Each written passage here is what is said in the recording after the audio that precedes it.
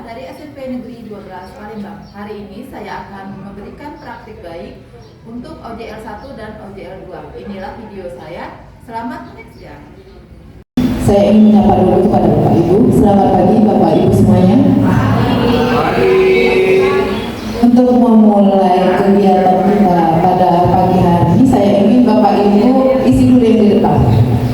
Bapak Ibu yang di belakang, Pak Iqbal, Bu Aisyah, dan Ibu Damai, silakan isi dulu yang di depan, jangan di belakang. Baik Bapak Ibu, sambil menikmati santap paginya, saya minta dulu untuk Bapak Ibu semuanya untuk berdiri karena kita akan menyanyikan sebuah lagu di 7 jurus kita. Silakan Bapak Ibu berdiri sebentar.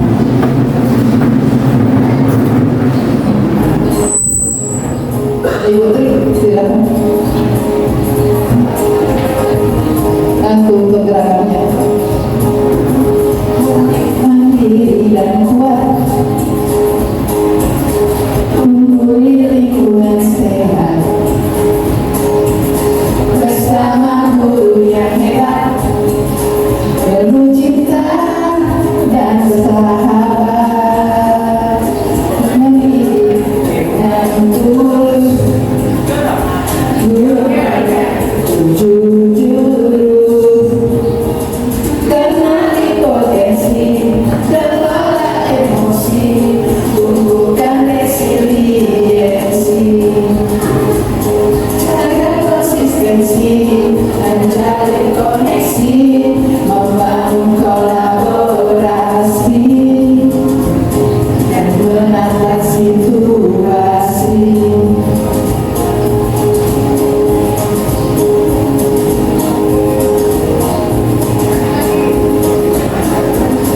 Sekolah aman dan nyaman,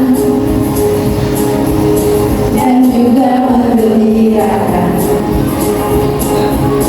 tempat bertumbuh harapan, bersama ayo kita wujudkan, mendidik dengan tulus, gunakan 7 jurus, kenali potensi, kelola emosi, tumbuhkan resiliensi, jaga konsistensi, menjalin koneksi, membangun kolaborasi, dan menata situasi. Jurus mereka hebat, bersama murid melangkah tepat. 7 jurus mereka hebat, 7 jurus yang akan ku ingat.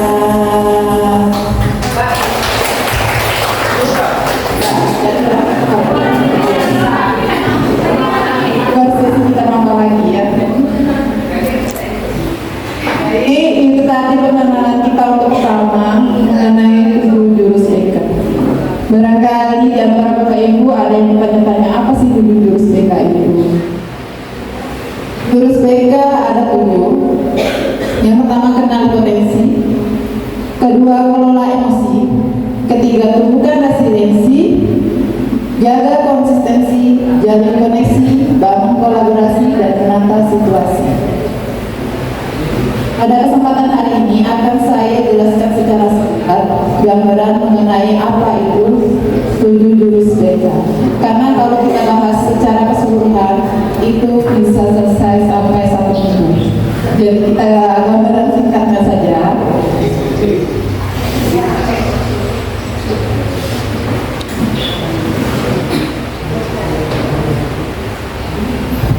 Yang pertama kenali potensi.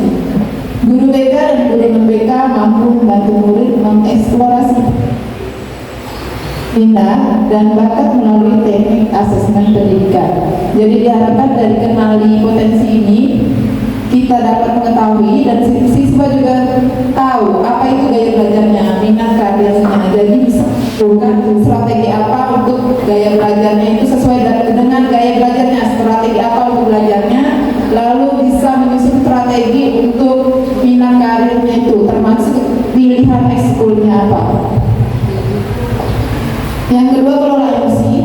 yaitu berkolaborasi dalam pengembangan kompetensi sel di sekolah. Sel di sini yaitu social emotional learning.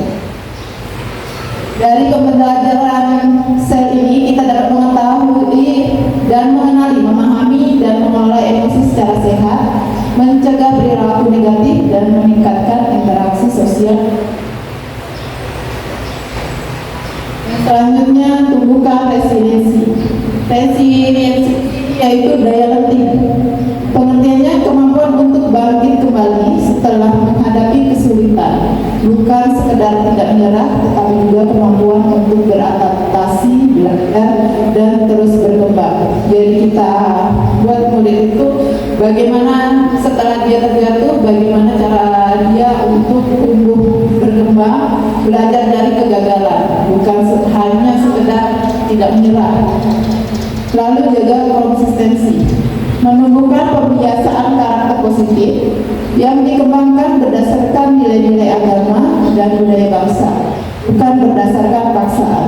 Jadi kita tumbuhkan perilaku positif siswa itu, karakter positifnya melalui kebiasaan atas dasar kesadaran yang kita tumbuhkan dari konsisten, bukan dari paksaan. Karena kalau dari paksaan itu hanya bersifat sementara, sedangkan ketika kita sudah menumbuhkan dari kesadaran itu akan jangka panjang. Selanjutnya jalin koneksi, yaitu mengembangkan kemampuan mendengarkan aktif dan merespon dengan empati, serta menciptakan hubungan positif dan suportif.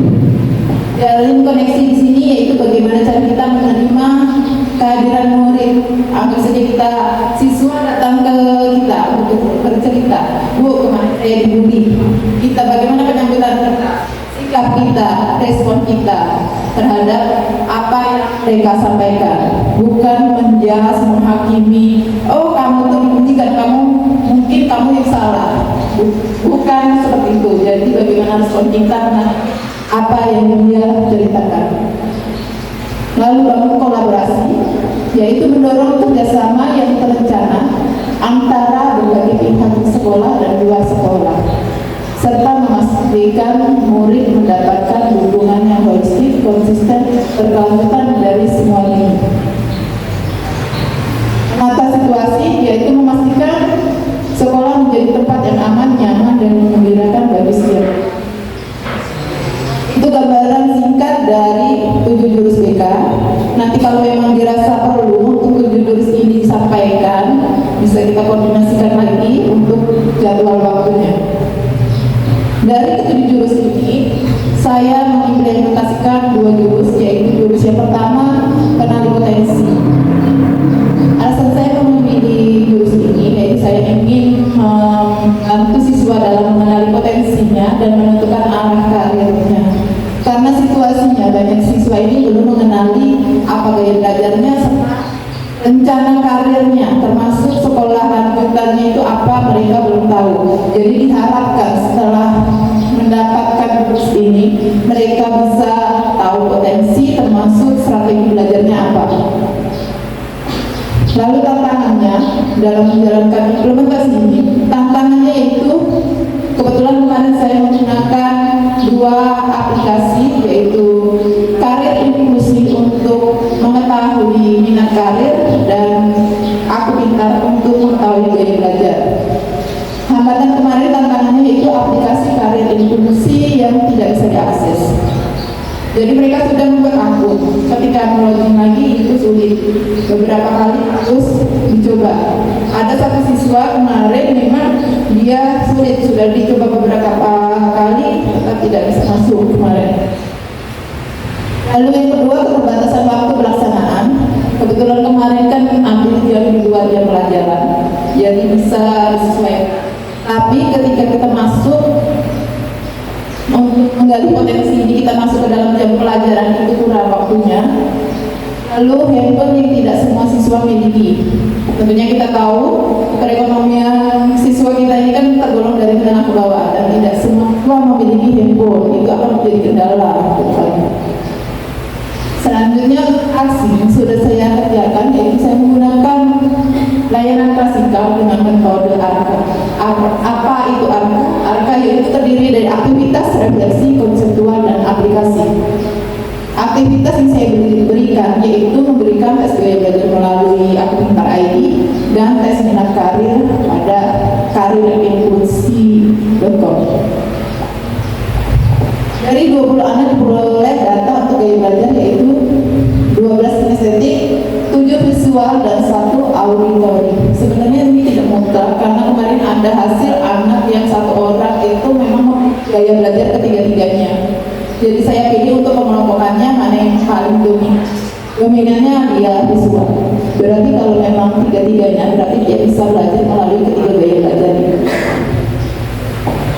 Selanjutnya hasil minat karir itu ada 6: realistik, investigatif, artistik, sosial, enterprising, dan konvensional. Satu siswa itu dia hasilnya akan tiga minat karir. Dia bisa realistik dan artistik, terus sosial, bisa juga investigatif, realistik, artistik, macam-macam sesuai dengan yang ada pada dirinya. Ini contoh hasil tes minat karir. Saya ambil nama siswa kita Adelia Ramadhani, jadi dia sosial, artistik, dan enterprising dari minat karirnya. Dari sini kita bisa tahu sebenarnya ini ada dari setiap tipe ini. Dari ketiga-tiga ini sebenarnya ada pilihan profesinya apa, cuma tidak ter-screenshot oleh siswanya. Jadi ada pilihannya apa, psikolog, ini kemarin seni, ini artistik, ini seniman biasanya. Nah dari situ kemarin saya tanya, katanya sesuai dengan apa yang dicita-citakannya. Kebetulan siswa kita ini Adelia Ramadhani ini cita-citanya lebih dominan ke sosial, yaitu jadi psikolog kemarin. Jadi saya arahkan untuk eskulnya itu yang tepat teater karena dia bisa mengamati dari perilakunya sesuai dengan psikolognya. Lalu untuk sekolah lanjutannya bisa ke SMK. Untuk tahap refleksinya saya memberikan siswa menguraikan potensi dan gaya belajarnya, apa kesamaan dan perbedaannya dengan teman, mengetahui perasaan dan keyakinan.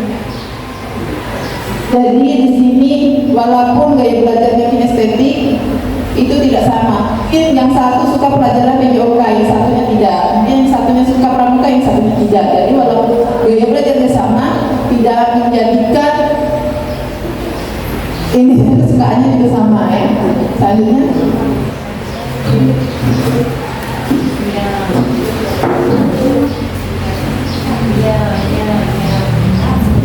Untuk konseptualnya saya menjelaskan mengenai gaya belajar dan tipe minat karir. Lalu aplikasinya membuat strategi belajar dan rencana pilihan karir studi lanjut. Untuk hasilnya melalui asesmen gaya belajar dan minat karir, siswa mulai memahami kekuatan dan karakteristik. Mereka menyadari bahwa setiap individu memiliki cara belajar dan arah karir yang unik. Jadi setelah adanya asesmen ini, mereka tahu gaya belajar apa dan strategi belajarnya apa, baik di rumah maupun di sekolah, supaya menunjang kemampuannya. Kemudian mereka juga dapat menentukan ekskul apa yang tepat bagi dirinya dan sekolah lanjutannya apa.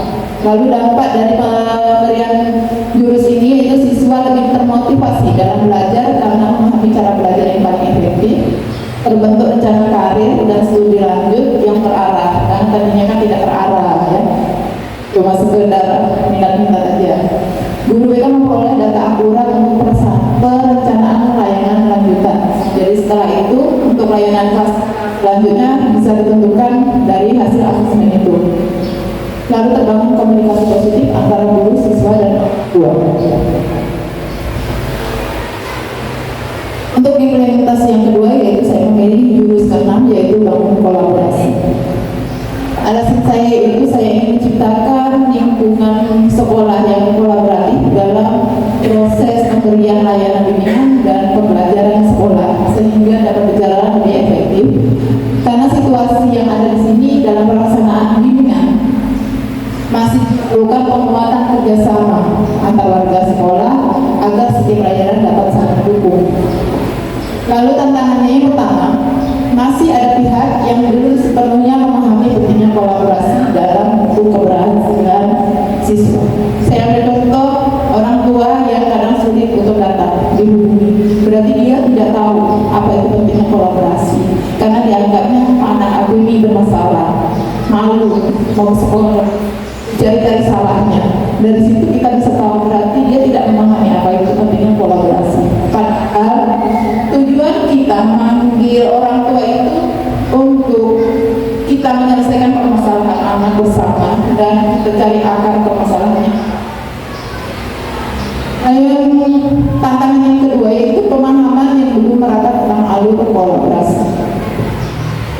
Sebenarnya Bapak Ibu ya, kalau ada siswa yang bermasalah, yang kita cari itu bukan siapa BK, tapi apa penyebabnya, apa akar masalahnya, supaya kita bersama-sama dapat menyelesaikan permasalahan siswa tersebut. Dan bukan ketika siswa bermasalah langsung kita serahkan ke BK, karena kan ada level-levelnya. Mungkin dari beberapa Bapak Ibu kemarin memang ada yang sudah mengikuti sosialisasi sebelumnya bahwa untuk menyelesaikan permasalahan siswa itu ada level-levelnya. Ada tier 1, tier 2, dan tier 3. Tier 1 itu dia adalah level masalah yang rendah, minim untuk resiko. Misalnya dia tidak potong rambut, dia tidur di kelas, apa sekedar duduk di luar pelajaran. Saya rasa itu tidak perlu harus langsung ke BK, tapi apa dulu masalahnya. Misalnya wali kelas penuhnya ya silakan diselesaikan dulu sebagai wali kelas atau guru mapel. Lalu selanjutnya akan ada tier 2. Tier 2 itu level masalah yang sedang atau berat. Itu masalah berulang. Bisa saja dia tidur di kelas pada mapel itu sudah berulang kali, dan itu perlu diadanya pembinaan kolaborasi dari orang tua. Apakah memang kendalanya dia apa? Dia bekerja. Kan ada juga kemarin beberapa kasus memang anak kita yang bekerja setelah sekolah. Lalu tier 3 itu dia level masalah yang referal. Referal itu artinya dia sudah ahli tangan kasus. Tangan kasus berarti kita sudah tidak di luar batas ahli kita lagi. Misalnya dia pengguna narkoba, itu kan bisa dialihkan ke BNN, atau yang mengalami trauma misalnya. Lalu ini yang selanjutnya, kemarin saya implementasikan, saya ambil satu sampel untuk mengidentifikasikan permasalahan murid dan menentukan level masalah. Jenis masalah yang saya ambil itu ketidakhadiran siswa di sekolah. Sumber datanya rekap absen dan laporan dari wali kelas. Jadi deskripsi singkat masalah siswa ini yaitu dia ini tidak masuk sekolah lebih dari 30 kali sejak di kelas 8. Pada saat kenaikan kelas dia sebenarnya naik bersyarat, rapor tidak diambil, dan waktu pembinaan dari kepala sekolah juga tidak hadir. Jadi kita sempat 1 minggu dia tidak hadir. Jadi wali kelas mencoba menggali, hubungi ke kolaborasi, panggil orang tuanya, tetap tidak berubah juga. Jadi kami sepakat untuk melakukan kolaborasi bersama wakil kesiswaan dan kepala sekolah. Jadi level masalahnya merupakan level masalah yang berat, ya, masuk ke dalam tier 2.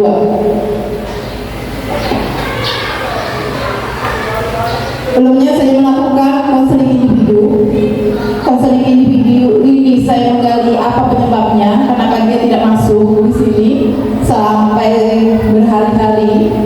Kan dulunya di kelas 8 ini tidak selesai, kebetulan saya juga ada guru BK-nya, karena memang dia susah ditemui, karena dia tidak hadir. Dia pada saat pembinaan pagi rapat itu dia juga tidak hadir. Jadi kemarin saya sempat lakukan konseling individu. Ini siswa ini sampai menangis kemarin cerita, karena memang dia orang tuanya bercerai, lalu ibunya jauh di luar kota, ayahnya tidak tentu pulangnya itu kapan. Jadi ayahnya itu seorang supir, jadi pulangnya tidak tentu. Dia tinggal bersama 2 adiknya. Jadi dia itu merasa kalau dia tinggal sekolah, adiknya itu dengan siapa? Jadi dia lebih khawatir ke adiknya. Dan orang tuanya juga kurang perhatian kalau dari cerita dia. Tidak, ya pulang hanya marah-marah. Jadi setelah dilakukan konseling bersama dengan wali kelas menindaklanjuti permasalahan bersama untuk menyelesaikan bagaimana penyelesaian permasalahan terhadap anak tersebut. Lalu kami memutuskan untuk menghubungi berkoordinasi dengan orang kesiswaan dan kepala sekolah, lalu menghadirkan orang tua dan pamannya sebagai wali ketika ayahnya tidak ada di rumah. Jadi telah dilakukan kolaborasi.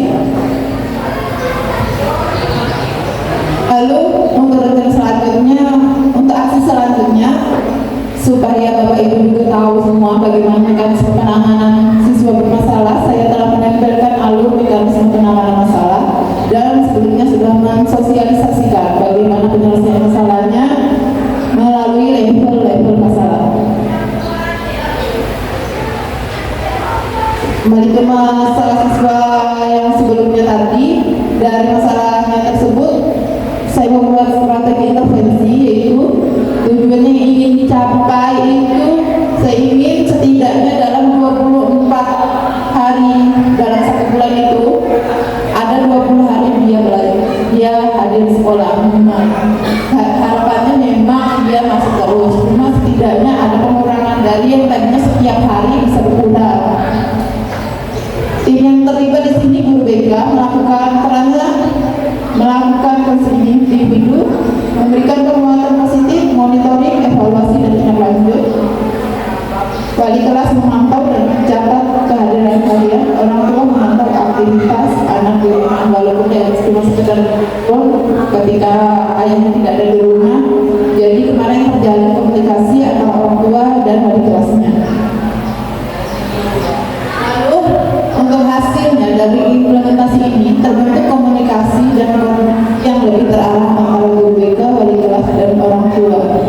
Meningkatnya kesadaran bersama tentang pentingnya kolaborasi dan keberhasilan siswa. Adanya kesepakatan tindak lanjut yang disusun bersama dan menangani permasalahan siswa secara menyeluruh. Lalu dampaknya, lingkungan sekolah menjadi lebih terbuka, sportif, dan berorientasi pada kesejahteraan siswa.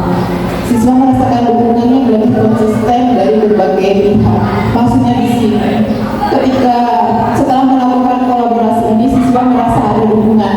Kalau seandainya dia di rumah tak omelah, amarah orang tuanya, alangkah baiknya kita menjadi tempat teraman di sekolah. Kalau dia di sekolah, di rumah dimarahi, di sekolah juga dimarahi, lalu di mana tempat teraman dia? Jadi bisa saja dia melakukannya, melampiaskannya dengan pergaulan bebas. Itu ada yang menggunakan narkoba, campur berkumpul dengan teman-teman yang dirasanya menjadi tempat teraman. Jadi besar harapan kita semua ketika memang siswa itu bermasalah, kita bina bersama, kita kolaborasi, kita cari apa permasalahannya apa tanpa menjudge siswa itu. Lalu dampak selanjutnya yaitu hubungan antara sekolah dan orang tua semakin harmonis melalui komunikasi dua arah yang saling menghargai. Bapak Ibu, untuk kedepannya saya harap kolaborasi kita berjalan dengan baik dan kita bersama-sama menyelesaikan permasalahan siswa, karena permasalahan siswa ini bukan hanya menjadi tugas BK tapi menjadi tugas kita semua. Dan selanjutnya ke Bapak Ibu ada yang ingin menanggapi, ada yang ingin ditanyakan, mungkin ada sesi tanya jawab. Itulah pemaparan dari saya mengenai implementasi jurus BK.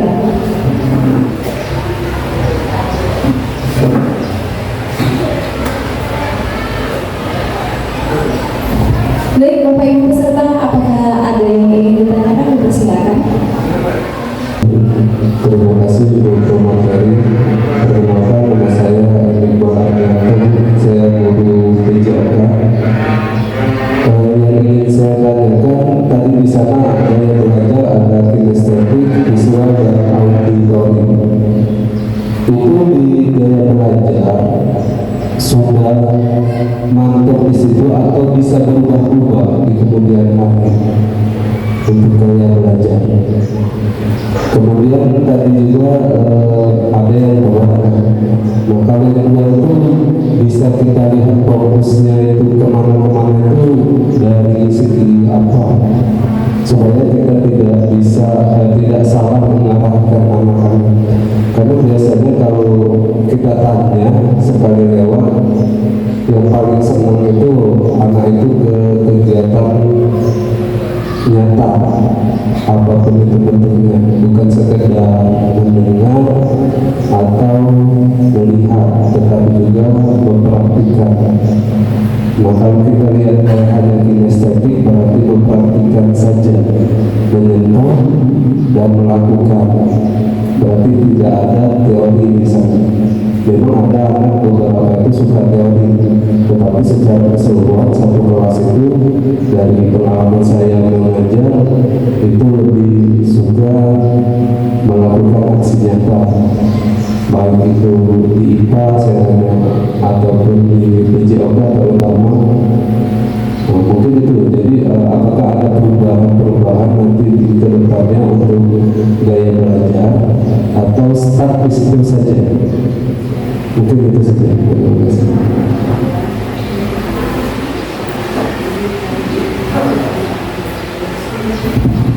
Ya, terima kasih pada atas pertanyaannya. Kalau ditanya berubah atau tidak, kalau menurut pengalaman saya pribadi, itu saya gambarkan pada diri saya sendiri, itu sebenarnya tidak berubah. Karena dari dulu strategi belajar saya seperti itu, saya harus melakukannya langsung. Kayak kurang tertarik jika harus mendengarkan, langsung. Cuma kalau untuk lebih penyerapannya lebih gampang diingat dengan cara saya melakukannya langsung.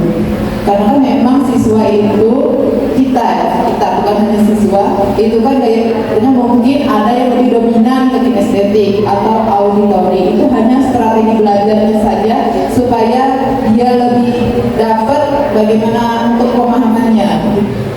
Jadi kalau memang dia harus dilakukan auditori, harus dilakukan visual, mungkin memang bisa. Cuman dia lebih dominannya ke gaya belajar apa untuk strategi belajarnya.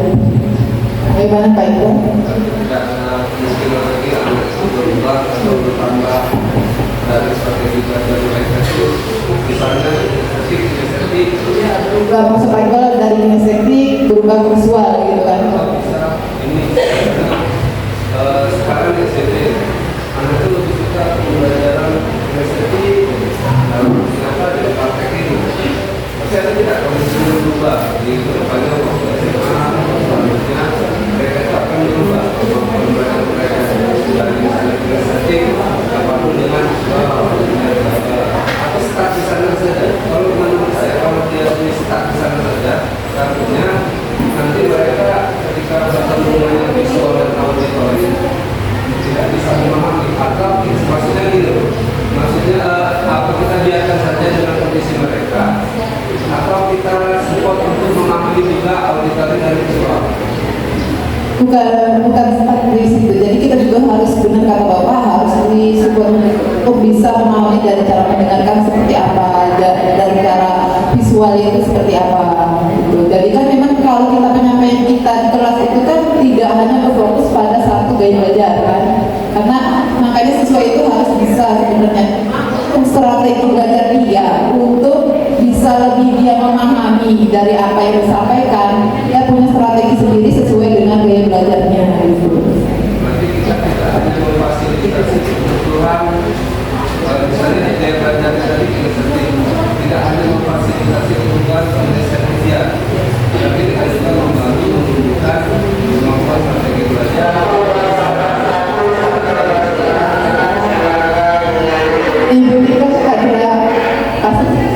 Iya. Kalau dari pengalaman itu sih dia memang tidak berubah, cuma untuk bisa memahami untuk yang lain itu bisa dibuat, bisa diarahkan juga. Pak Jesa ada yang mau menanggapi?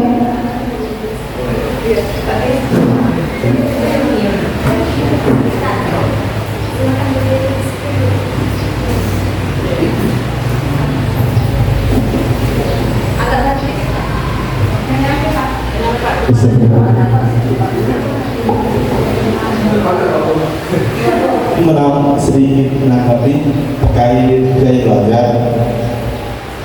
Untuk terkait gaya belajar ini, secara umum memang tidak ada siswa itu yang murni kinestetik, tidak ada ini visual atau audio, tapi mungkin bisa tiga, bisa dua.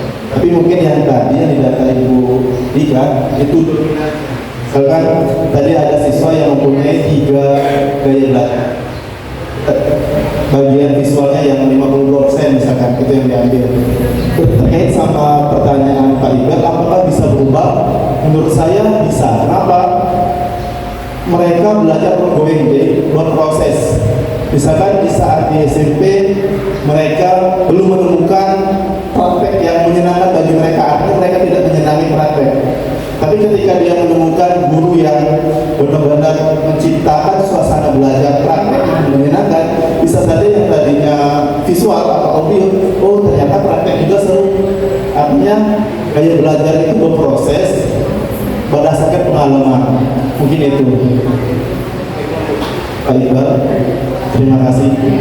Jadi memang gaya belajar itu kan memang bisa berubah. Tinggal bagaimana kita memfasilitasi anak tersebut. Kalau memang nyatanya dia kinestetik, tapi kita biarkan terus kinestetik, maka dia akan terus seperti itu tanpa kita support. Jadi bagaimana kita mensupport siswa itu untuk dapat memahami ketiga gaya belajar dan melakukan strateginya. Semoga saya berharap ilmu-ilmu ini dapat kembali ditularkan ya, mungkin baru 2 jurus lainnya mungkin dapat diterapkan dan diajak berbagi, ajak berkolaborasi. Itu saja mungkin Bapak Ibu yang dapat saya sampaikan, karena setelah ini saya akan lanjut ke sekolah lain, mengingat hari ini Jumat, takutnya di sekolah SMP 8 sudah pulang. Jadi mungkin itu saja yang dapat saya sampaikan. Sekali lagi saya ucapkan terima kasih. Saya akhiri, wabillahi taufiq